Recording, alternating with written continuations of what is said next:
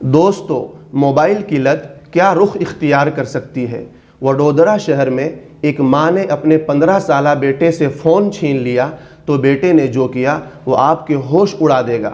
देखिए यह वीडियो।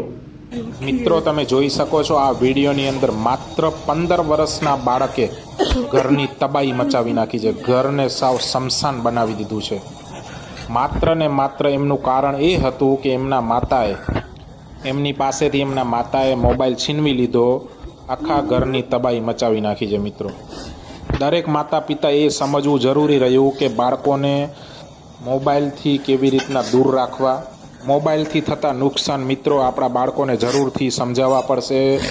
બાકી એક દિવસ કોઈ પણ રીતે આપણી પણ આવી હાલત થવાની છે। મિત્રો, તમે જુઓ, કોઈ પણ જગ્યા ખાલી નથી રાખી। બધી ઘરમાં દરેક રૂમની અંદર, રસોડામાં, બાથરૂમમાં બધું ટોટલી ડેમેજ કરી દીધું છે। ભાઈએ ટોટલી બધું નુકસાન કર્યું છે। જુઓ, લાખોનું નુકસાન કર્યું છે આખા ઘરની અંદર।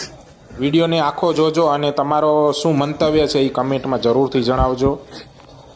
ને મિત્રો, વિડીયો લાઈક કરવાનું ભૂલજો નહીં ને કમેન્ટની અંદર જરૂરથી લખજો તમારું મંતવ્ય શું છે। આજના યુવાનને કેવી રીતના સંસ્કાર ને બાળપણનો ઉછેર કેવી રીતના થવો જોઈએ એ જરૂરથી જણાવજો। મિત્રો, એ 15 વર્ષના બાળકના માતા પિતા પણ રડી રહ્યા છે। જુઓ, તમે એમનો અવાજ સાંભળી શકો છો તમે બેકગ્રાઉન્ડમાં।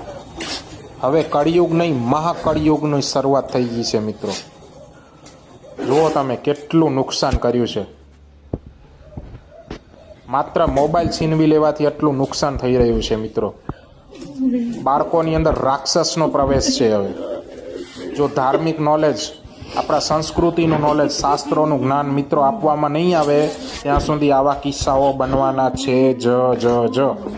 આપણા બાળકોને દરરોજ 15થી 20 મિનિટ મહાભારતનું કે રામાયણનું કે ભગવદ્ ગીતાનું સારું એવું જ્ઞાન આપો।